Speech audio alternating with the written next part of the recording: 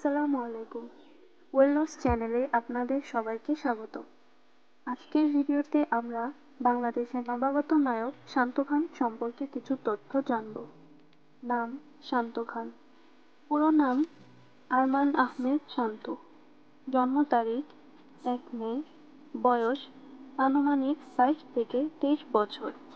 ধর্ম ইসলাম। বাসা চাঁদপুর। বর্তমানে তিনি ঢাকায় বসবাস করছেন। শান্ত খান ক্যামব্রিয়ান স্কুল অ্যান্ড কলেজে পড়াশোনা করেছেন।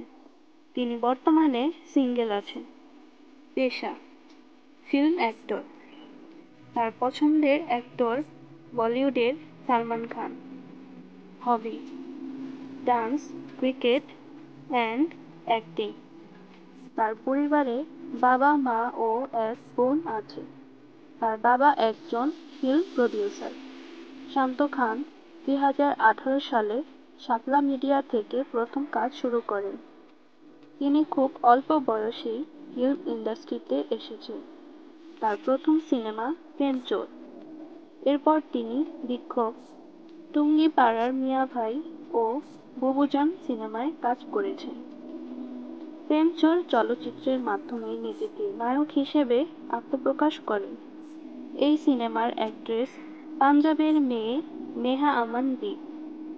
সিনেমাটির রোমান্টিক গানে কোরিওগ্রাফি করেছেন কলকাতার জনপ্রিয় কোরিওগ্রাফার বাবা যাদব।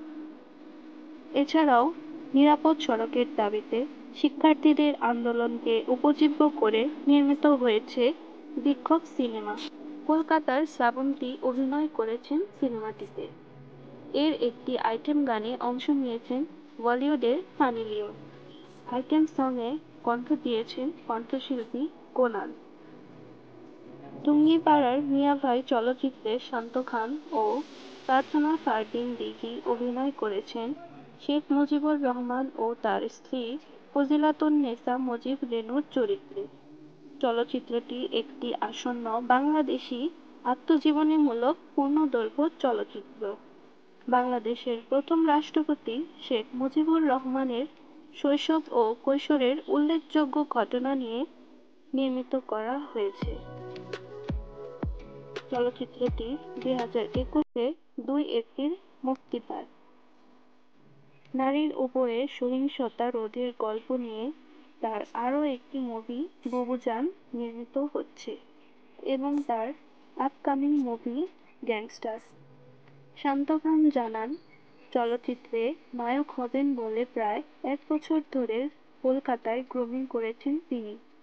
এছাড়াও তিনি নিয়মিত চলচ্চিত্রে কাজ করতে চান বলে জানান। তিনি তার চলচ্চিত্র নিয়ে খুবই আশাবাদী। তো ভিউয়ার্স, শান্ত খানকে আপনাদের কেমন লাগে কমেন্ট করে জানাবেন। ধন্যবাদ।